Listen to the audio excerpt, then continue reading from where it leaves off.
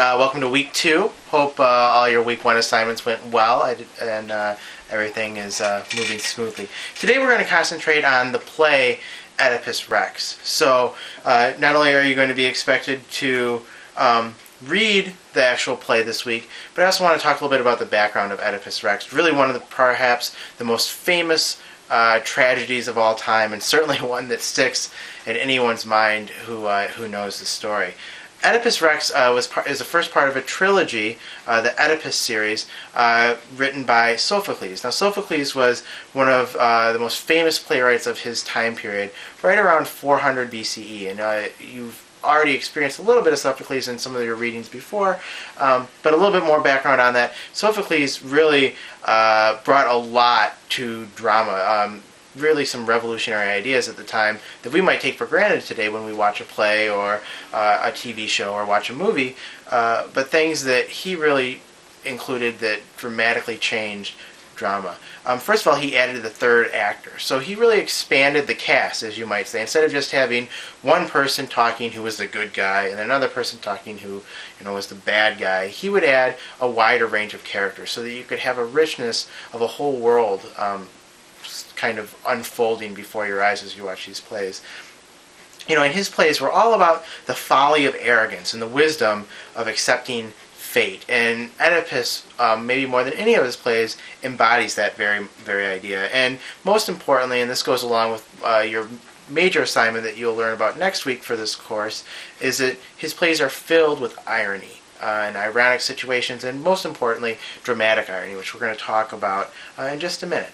Now, the story of Oedipus the king is one that people still talk about today, and if you haven't heard the story before, I'm going to kind of briefly go over it. And it's important to have the background and know who Oedipus was before we actually read the play, because that's how audiences in Sophocles' time would have encountered the play. They would have known the backstory of Oedipus already, and that would have added to the dramatic irony that occurs in the play. So I want to tell you that story very quickly as well before we actually start reading the play. Now, Oedipus was born in Thebes, and when he was born, his parents, Laius and Jocasta, wanted to know, they were the king and queen of Thebes, they wanted to know what kind of great things to expect for their kid. So they went to an oracle when the baby was very, very young and asked, what can we expect from our child? And the oracle looked at them and said, well, this baby is going to kill its father and marry its mother. And as you can imagine, Jocasta and Laius were horrified by this and ended up abandoning the kid, throwing it essentially into the woods to die so that this prophecy would never be fulfilled. Well, a messenger out in the woods, or an old shepherd rather, found Oedipus and decided that there's no way that he could possibly let this horrific thing happen to this little baby. So he sent the baby to a kingdom far, far away, where it was actually adopted by the king and queen of a different city-state, Corinth. And Oedipus was raised as the prince of Corinth, never knowing the true meaning or his true parentage. Now, when he reached the age that kids often do, probably teenage years, where he wanted to know about what his expectations were for his life, or what people expected from him, he himself went to the oracle and asked the oracle, well, what is going to happen to me someday? And the oracle looked at him and of course said, well, you're going to kill your father and marry your mother. Well, as you can imagine, being a young man hearing this, he was horrified and never returned to his hometown of Corinth. And of course, that's where he thought his parents were, but in reality, of course, he didn't know his parents. He hadn't met them yet, but he didn't know that. So he left Corinth, and as he was on his travels, he got into probably one of the earliest forms of road rage that's been documented in history. He came across a crossroads, and there was another caravan of people that met his caravan, and he essentially got into a huge argument and killed everybody in the other caravan, including, unfortunately, the king of Thebes, who was his actual father. Of course, he didn't know this at the time. And he, left and kept with his journeys, and eventually came upon the city-state of Thebes, his birthplace, but again, he did not know that. So while he was in Thebes, he noticed that the town was under the spell and influence of a sphinx. And a sphinx, of course, is a mythical creature from Greek mythology, a beast that had the body of a lion, the face of a woman, and the wings of a hawk. And this beast was going around Thebes and asking a very simple riddle. What goes on 4 legs, or walks on 4 forms in the morning, 2 legs in the afternoon, and 3 in the evening? Right? And so that question was asked of all of the citizens of Thebes, and if they answered that correctly, they could live. If they answered incorrectly, the Sphinx would eat them.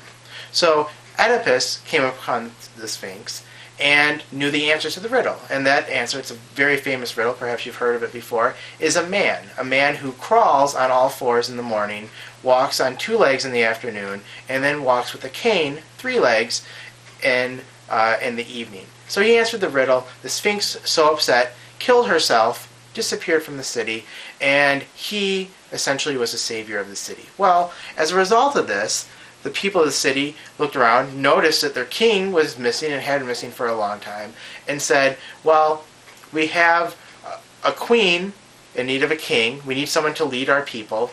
You are a prince from a different area, and you said you're not returning there, and you would be perfect to be our king. You just saved our town. So Oedipus becomes the king of Thebes, has 4 children with Jocasta, never knowing, of course, that she is, in fact, his actual birth mother. Gross, right? Yeah, exactly. And as the play begins, this story continues to unfold. And where the play begins is there's a plague on Thebes, and they're trying to figure out why there's this plague. And of course, what Oedipus doesn't know is he's the reason for the plague, because of the horrible things that he and his family did, even though he did not actually know that that's what it was. And because of that, and because of the audience knowing all of this, Sophocles put a ton of dramatic irony in Oedipus Rex. So for instance, Oedipus may look off the stage and say, I really want to help this stranger who used to be the king here. I want to find his murderer. I want to treat him as if I would treat my own father. And of course the audience would find that enormously funny, because they know that he was actually the son of the former king. And that irony is used to enhance the comedic aspects of the play, but also the drama of the play. And it's something that is used all the time, even today, even in sitcoms, movies, the idea of dramatic irony, which simply is the audience knowing something that the people on stage don't know. And that will be something we'll talk a lot more about and look more into as we continue with this story. Okay, so that's a little bit about Oedipus Rex. Hope you enjoyed that background. I really hope you enjoy reading the play. I think you'll like it quite a bit. Your homework for this week is to obviously read the play and look at dramatic irony in the play. Look for its use. Where do you find that? There's a quote list that is in PDF form, or you can get it from Microsoft Word form on the website. Make sure you fill out that quote list. Part of it is looking at dramatic irony, and there's more information about dramatic irony on that worksheet as well. And also looking for examples of sight. Sophocles refers to sight, the observing things in the play, quite a bit. And once you finish the play, you'll realize why he was mentioning that. So look for those examples of sight. It's an early way that he uses foreshadowing in the play to hint at some of the horrific things that